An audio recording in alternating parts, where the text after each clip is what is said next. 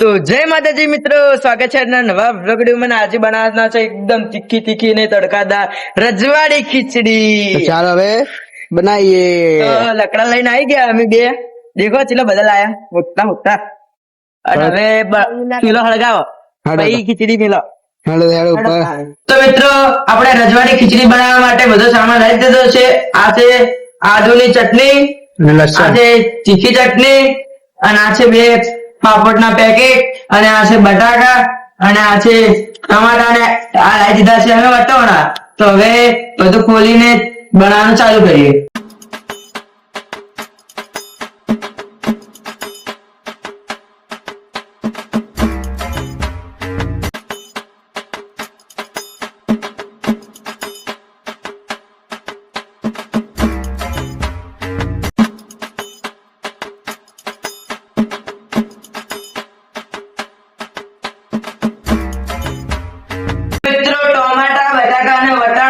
અને ગીરવી કરી નાખી છે. તો ચાલો હવે રજવાડી ખીચડી બનાવવાની તૈયારી કરીએ. તો મિત્રો આપણે આજે બનાવવાના છે રજવાડી ખીચડી, અને આપણે દરરોજ બનાવીએ છીએ ગેસ ઉપર, પણ આજે બનાવશું આપણે ચૂલા પર, અને ટેસ્ટ કરીશું કે કેવી લાગે છે ચૂલા પર બનાવેલી ખીચડી.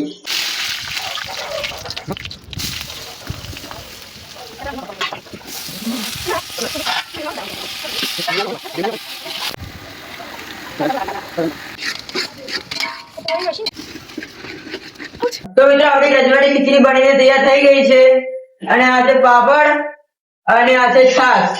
તો ચાલો ટેસ્ટ કરીને બતાવીએ.